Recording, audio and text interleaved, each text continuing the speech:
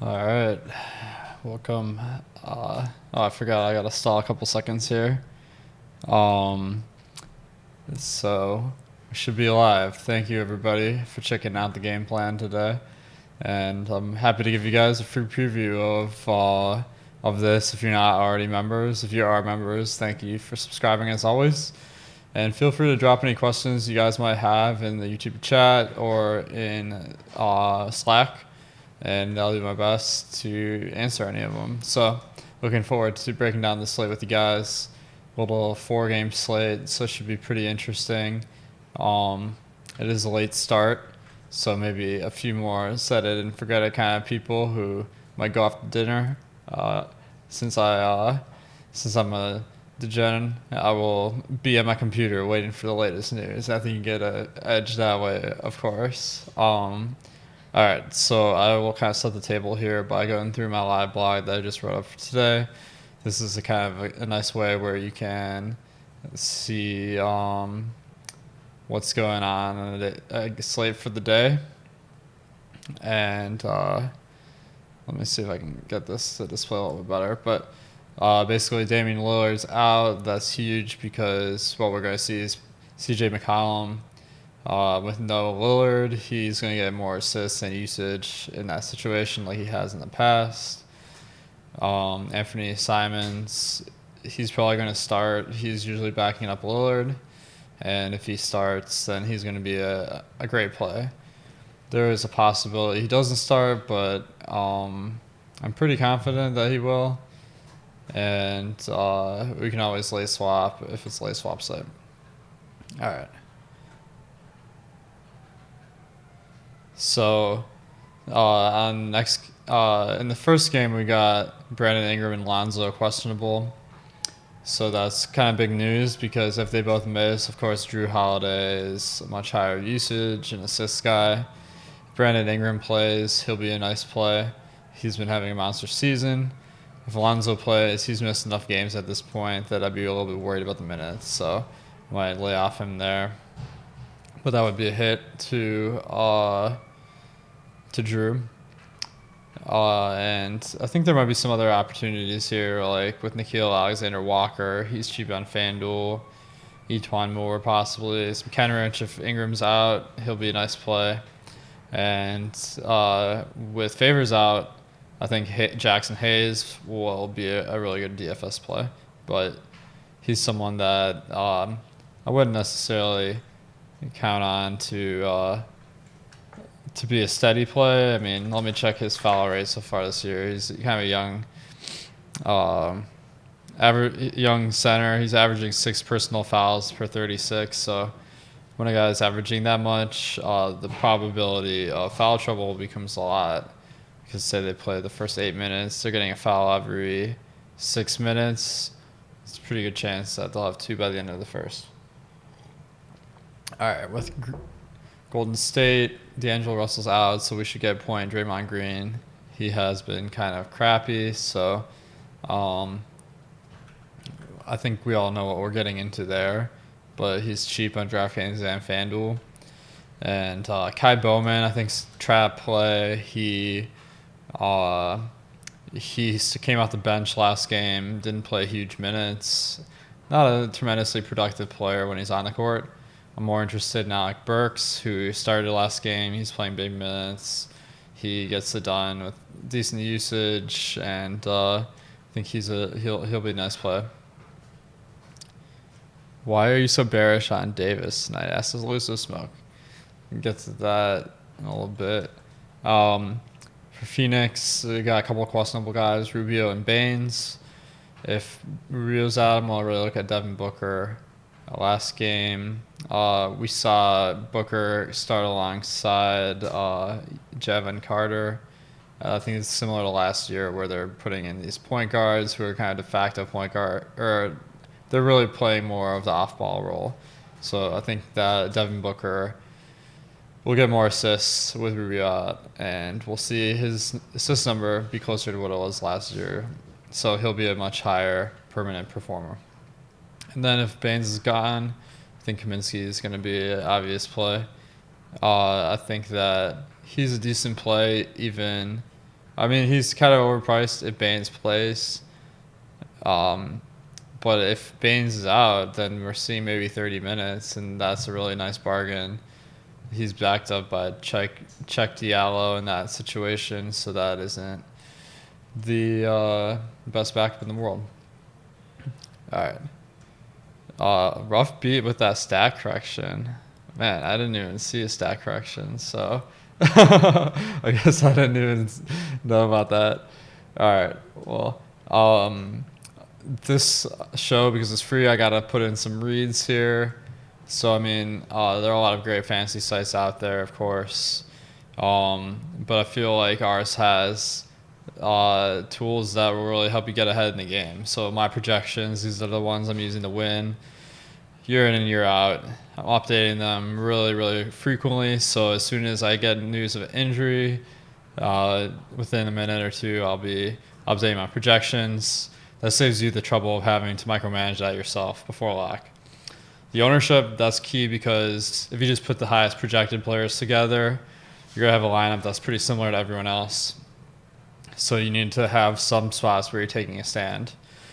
And finally, we do a lot of correlations, and that's what we do with the boom bust tool here. The boom bust tool will give you the chance that each player will either make value, which is represented by the bust, or they will score above 10 points more than value, which is the boom. And that will help you kind of identify which players are high and low owned. So thanks everyone for signing up. And the promo code game plan, that gets you half off your first week or month. So thanks a lot. Jeremiah says Kaminsky's questionable. Last time I saw, he was probable. Melo's starting. Oh, I don't know. I don't really know about that, but it's certainly a possibility. King Quiz, your projections are the best I've ever used. Well, awesome. Glad that you guys are having luck with them. All right. The view's cut off. I realized that. Yeah. Let me see if I can fix that real quick. All right. Okay. So that's kind of a preview there. All right. Carmelo Anthony expected to play 20 minutes, courtesy of Fantasy Labs. Thank you, El Negro Loco.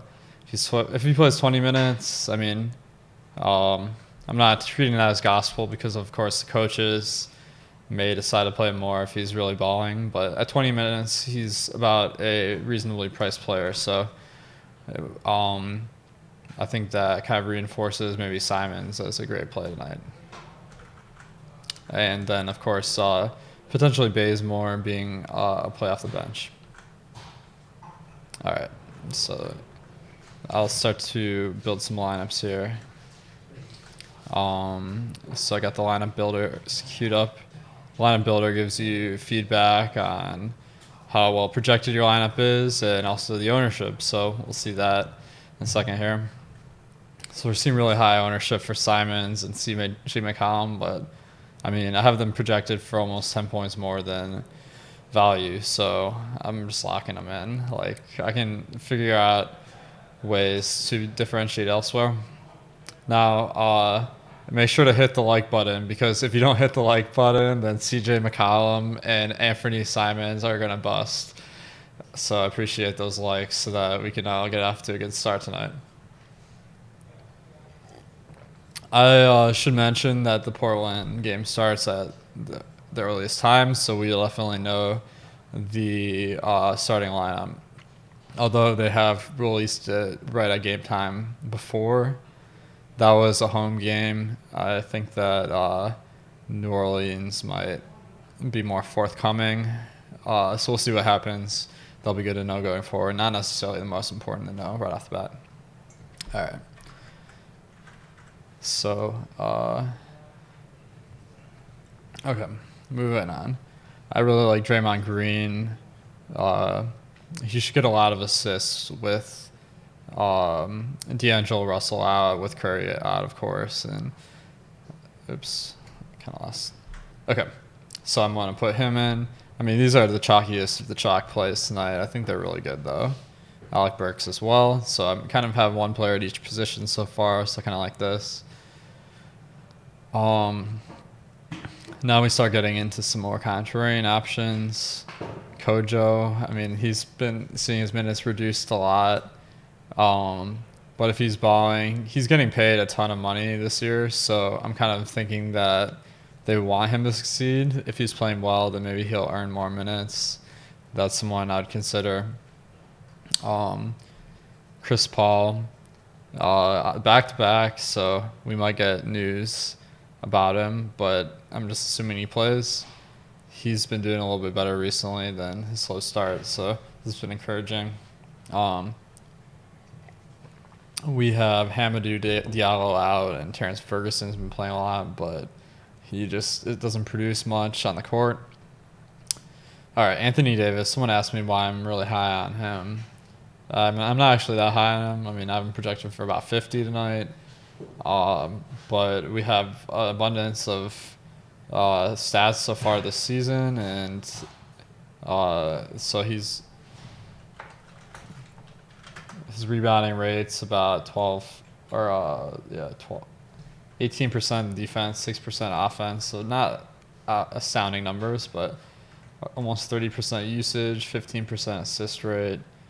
He's shooting well, so I'm coming up with him being pretty decent play. All right, let me go here. Tyler Johnson, if Rubio's out, I think that makes sense too. He played about 25 minutes, and at 25 minutes, he's a good value, but not a great one. All right. So I think the way I'm going to build my FanDuel lineup's a little different than on DraftKings. So I could see myself bumping up Booker. I have him projected for 37. If Rubio's out, maybe that moves to like 40, 41, at which point he's a good play, but not a great one. Let me actually look and see what his per minute production was last year, because last year, of course, he was a point guard. That's what we would kind of expect. About 42 points every 36 minutes if he plays 36 minutes, and projecting him for not a great matchup versus the Kings. So I think 40 or 41 would be about right.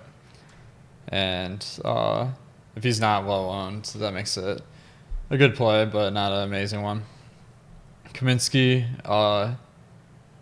So let me just double check this injury information here.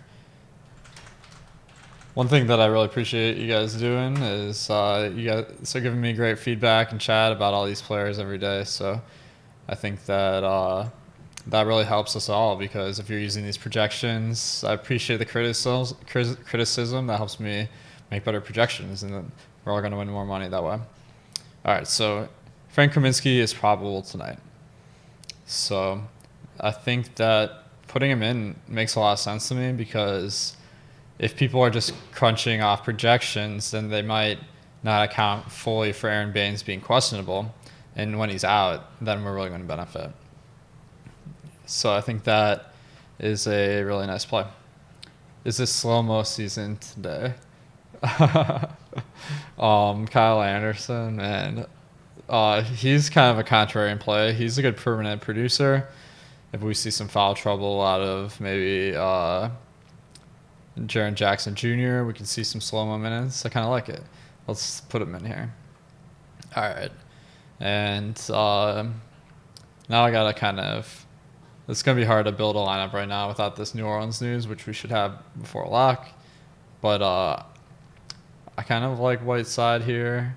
I mean, their front court and for the Pelicans, it's pretty weak, pretty fast-paced game. So I think he makes a nice center play. Willie Cauley-Stein, been averaging about 25 minutes. Same with Joe Val. I imagine that these two match up against each other pretty evenly throughout the game. So it's like when Joe Val's on, I think we'll see a lot of Willie Cauley-Stein.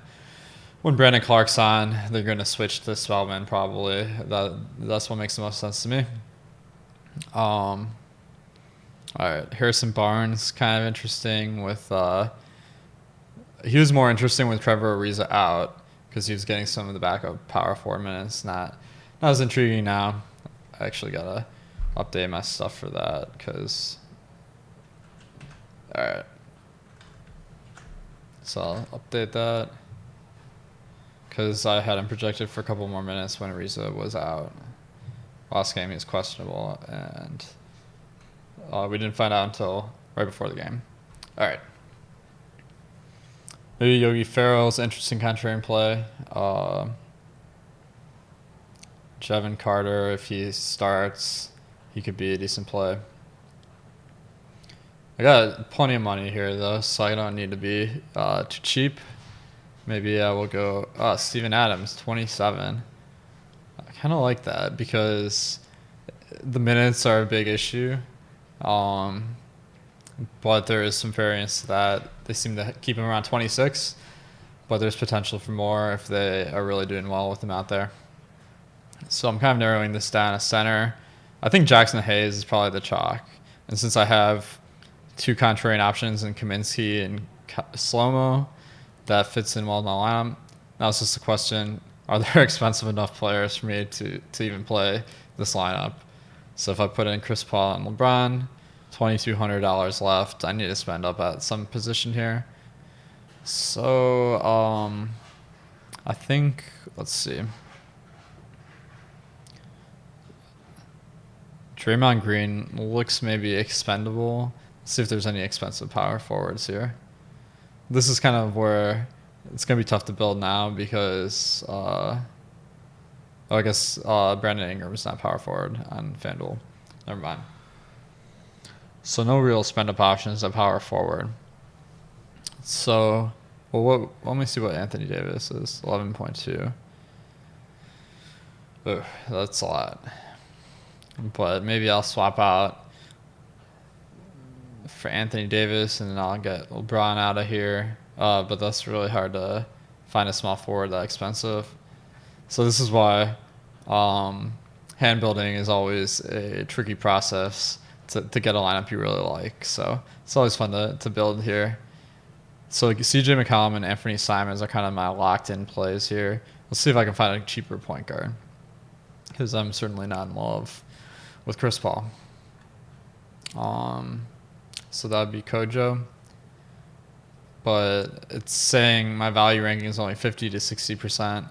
That means that this lineup is not standing out in terms of being highly projected, and it's not really contrary enough to justify that. So let me keep going here.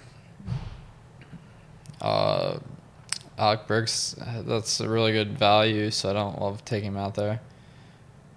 Maybe I'll take out Anthony Davis, go to wow, Bealey's a 6K, that's insane. How about Rashawn Holmes? Okay. And now maybe I'll go for Whiteside. No, too expensive. Joval, too expensive. One option is Aaron Baines, but I find that these questionable guys actually have higher ownership than you might expect here. All right, now I need to spend my rest of my money. So $295. I already got $1,900 left. It's kind of the same problem I was having before. So apologize, I'm not the best hand builder here.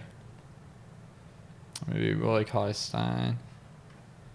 Any group suggestions? That's a great idea.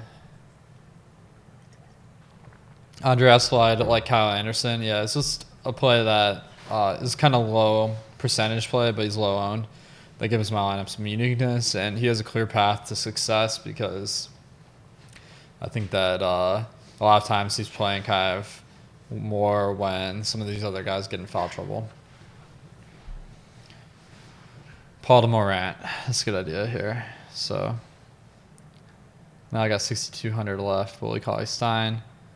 Wow, this projection is really low. So maybe throw in Jackson Hayes again, and this is actually getting pretty tough to build. Anyway, let's slide over to Fantasy Cruncher to help because that definitely accelerates the process of trying to figure out these swaps.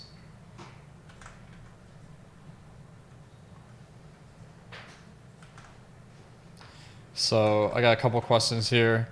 What kind of edge can we get on a 4-game slate?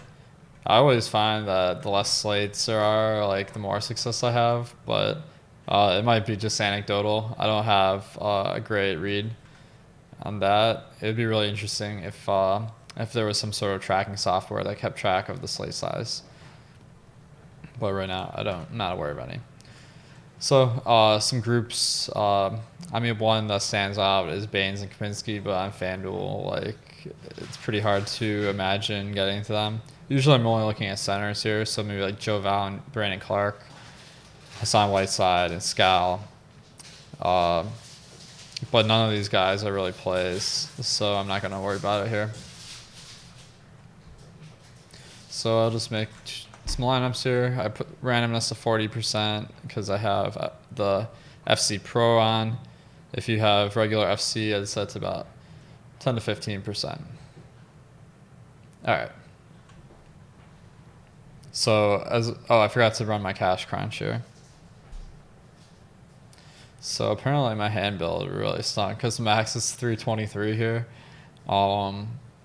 So some guys I missed were Drew Holiday, not Nasir Little. He's kind of someone I'm wondering if he'll start, but we'll see. All right.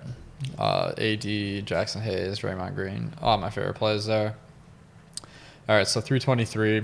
That means I'm really looking for, within 10 points would be 313. So I'm going to delete any lineup that's under 313 projection. Are you expecting Melly to get any run? Yeah, I expect him to get run as a backup center to Hayes. So he could be kind of a sneaky play maybe. Why do you use 10% on non-pro and 40% on pro is because they're just different scales. So like that 40% represents the standard deviation being about the same as it does with 10%. So let me sort of projection here. I'm deleting anything below 313.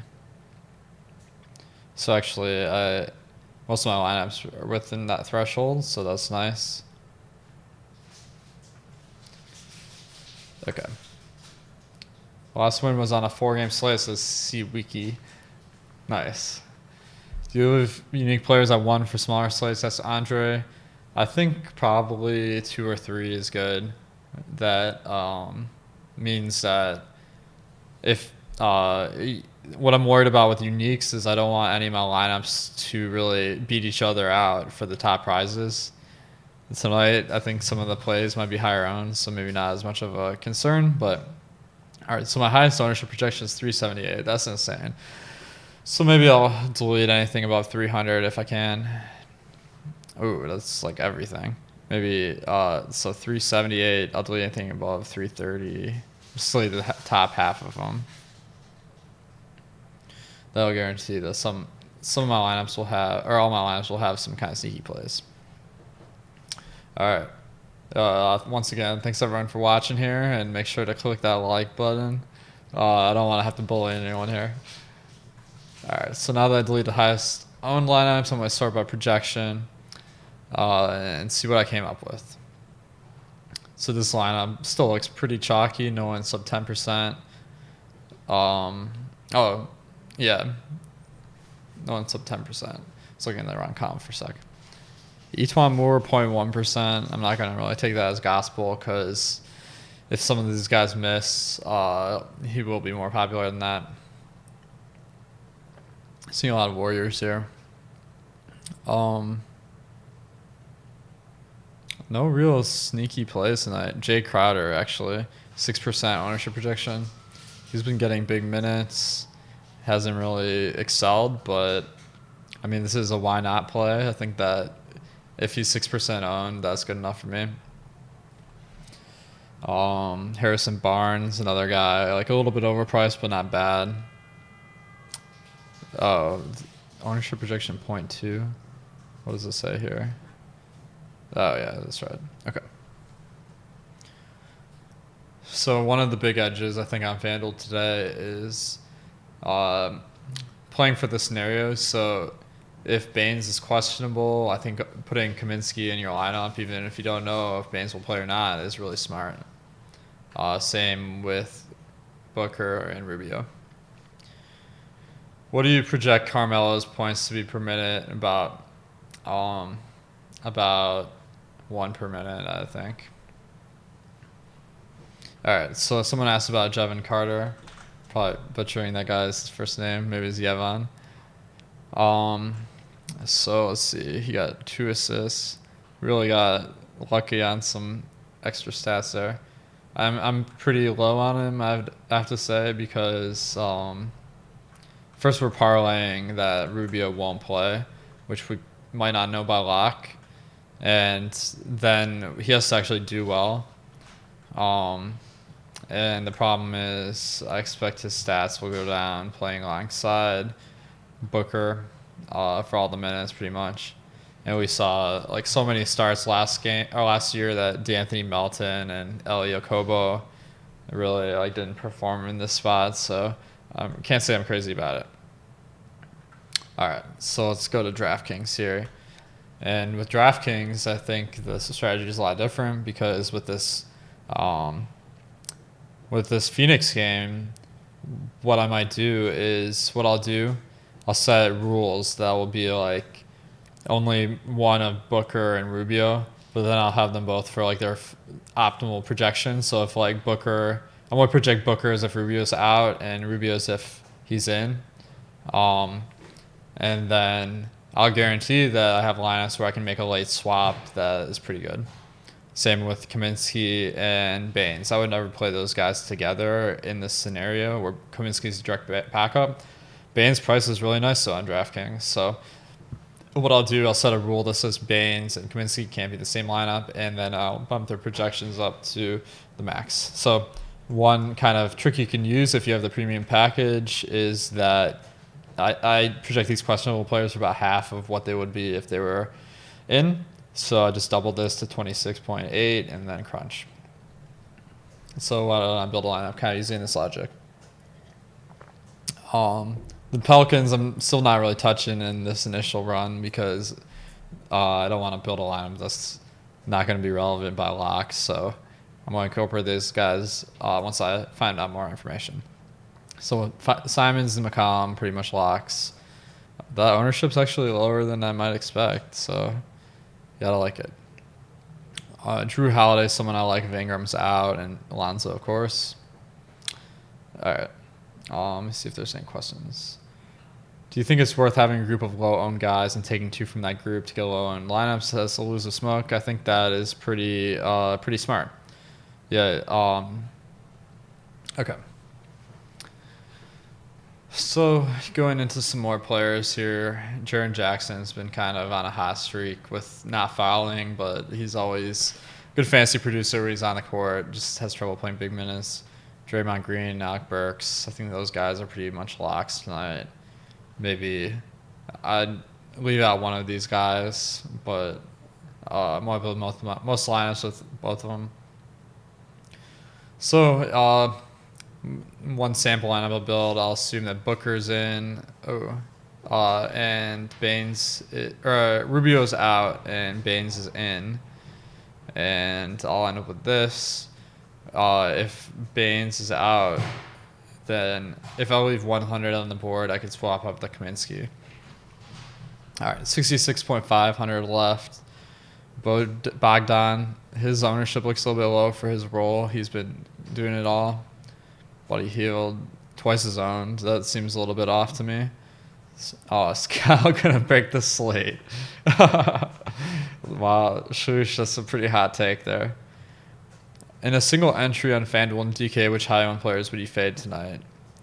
I mean, those 4 I mentioned, Simons, McCollum, Green, and Burks. Maybe we just fade your least favorite of those. AD 9,800, I kind of like that. Then I have 3,500. That's pretty convenient. I can get in a value guy. Let's see if anyone's sticking out here. Omari Spellman. That definitely spices it up. Bazemore, he's pretty popular. Nasir Little. So this lineup's just way too chalky. And I can see that it's not even highly projected. Man, I really stunk at building this lineup here. All right. So what I'll... Oh, that's because Baines is... I didn't account for Baines' projection here. All right. So, Nasir Little fits the lineup pretty well, so I might go with him. He's better than this alternative of Trevor Ariza, I guess. So, what's the total ownership you target? Says Walter. I would try to base it on what the chalkiest lineups look like. So, maybe like 80% of the highest ownership. So earlier when I was crunching the DraftKings lineups, I got about 370 is the max. So 80% of that would be about maybe 85%. I found that maybe 320 was reasonable. Oops. All right, let me go to Fantasy Cruncher here, and we'll build DraftKings lineups.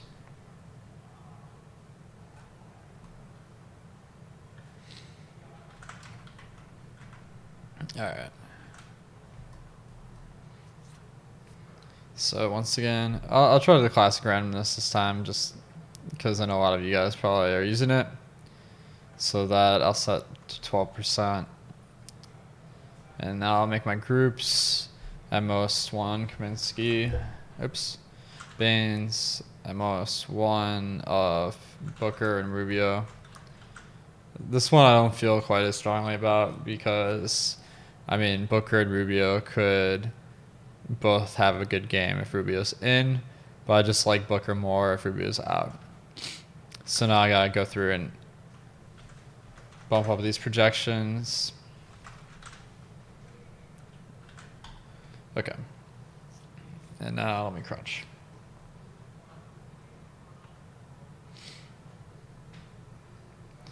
A lot of Whiteside, I guess. Oh wow, 6,300, 55% on, man. This Portland team is going to be super chalk. So basically, we're seeing 5 really, really chalky guys. It's really hard to get away from them. We'll see if they all end up in the lineups I build here. So my highest projected, let me build that real quick, just for reference sake. So 296, so I'll try to stay above 286. Not leaving me a huge... Oh, I didn't start my projection here. Alright, so I'll delete anything under 286.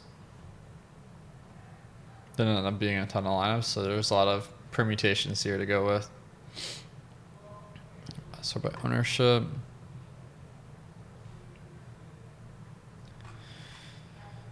Alright, 308 is the max, so if I go by this 85% rule, that would be about 250, 260.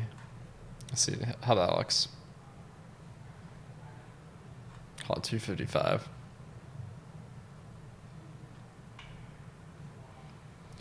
Alright, now I have a bunch of one notification of Whiteside won't return. Columns tonight. This guy will break the slate. I like that. The call is bold. Definitely doesn't feel good at 55% on Whiteside, I have to say. Slow-mo popped up again. If you look at the game log, we can see why. I mean, he's getting above this 23-point threshold a decent amount. You don't have Hayes in DK. Is that by design? I mean, it's just what Fantasy Cruncher is giving me here. So the reason why we're not getting much Hayes is, assuming he's a center, and you just get more optimal lineups with Whiteside in there. I ended up with 8% Hayes because there's just a lot of options at center. All right, a lot of money to go around when you're saving all this money on these guys too. So I will sort by projection. This lineup really stands out as having a low ownership and really high projection. So that would be a really nice lineup here. With slow-mo kind of making it unique. This lineup not as much, but Bogdan looks pretty good for that ownership. So like that. Rubio, I don't think he'll be 0.1%, of course, but if everyone's playing like he's out, then playing like he's in, that makes a lot of sense with late swap. with the no late swap, I don't want to try to predict stuff that I is going to make my lineup dead if I miss on it. So I'll leave that for some more risky individuals. I think it can work sometimes, but my anecdotal experience is that people are more confident in their ability to predict injuries than they should be. And because of that, the injured players usually are a little bit more owned than you might expect. All right. So Kaminsky is shaping up to be a really nice contrarian play.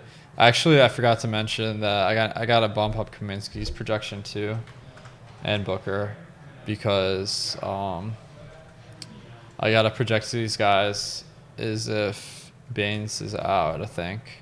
So if Kaminsky plays 30 minutes, it'll be about 30. Okay, so now I'm all set.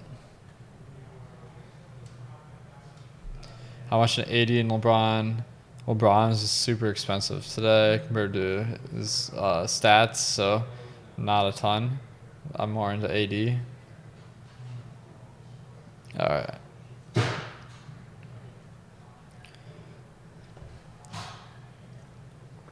So just a little preview of tonight's slate while, I forgot to turn on randomness. Let's put it 15. I got a lot of highly projected lineups last time. All right, so later we got the deeper dive with Adam and Laffy. That's at 5 p.m. today, or 6 p.m. Eastern.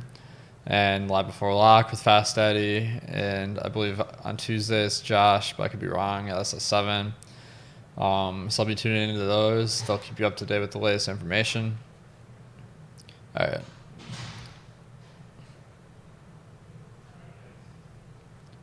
And if you missed it, the promo code GamePlan gets you half off your first weekly or monthly membership. So that gives you access to all these tools I'm using. And also should give some love to the Express members, because with the Express membership, it's $4.95 a week. That's cheaper than you're going to get for any membership in DFS. You get access to all the premium articles and videos, the lineup builder. You get access to my rankings and the ownership rankings. So if you're trying to play DFS on a little bit lower budget, that's a great way to hand build a few lineups. All right, so by ownership. Now this ownership sort is going to really make Kaminsky stand out as maybe too good. But I guess I could manually create my own ownership column to tweak that. Okay. So I got that same slow-mo lineup. Kaminsky, of course. Danilo Gallinari, just really overpriced today, but if that keeps the ownership super low, like maybe that could be a decent build. Brandon Clark, he's going to benefit a ton if Joe Val gets in foul trouble, so I think that makes a nice play. Actually, now that I think about it, I need to add a group that says, I don't want Clark and Joe Val together. All right, so feel free to ask me any more questions in Slack here or in chat. Okay. So just Kaminsky is my sleeper in every lineup because I guess no one's assuming Baines is out. Okay, Booker also low owned, but if Rubio's out, he'll be a nice play. Low owned play there. So Rubio himself probably might go under the radar if he's questionable by lock. So you can kind of see how I'm building out my strategy today. I'm with late swap, I'm going to lock in a few of the great plays from the early game, like Simons, Whiteside, CJ. Actually, I'm noticing I'm not getting a lot of CJ in these lineups, so maybe he's a good one to perhaps fade. But I feel like I'm going to have a lot of players on Golden State and Portland, so I'm going to lock in, and perhaps New Orleans, depending on what the injury situation shakes out to be. So I'm going to lock in those guys at 7 or 8 p.m. And then I'll use the slate swap feature on Fantasy Cruncher to optimize my lineups based on projection after we get news for Phoenix. Does ownership threshold, is that a rule of thumb of yours? Yes. I don't have a science to that. I'm just trying to narrow down the lineup so I can pick from a pool that meets some qualifications that I like. If you're a 20 max player, how many would you put in your pool? If you have time, it makes sense to generate about 10 times as many lineups as you're using. If anyone wins off this, you better withdraw for a membership tomorrow. Thanks, Jack. I appreciate it. Yeah, hopefully this advice works for you guys. All right. Blaze says, so you're deleting 85% of your most owned lineups or keeping 85. I'm deleting anything above 85% of the max ownership. So if the max ownership is 100, I would delete any lineup with a combined ownership of 85 or higher. If you have FC Pro, that is displayed here. Otherwise, if you have the Awesemo membership, you can upload the ownership projections as well. Fading CJ will be hella contrarian.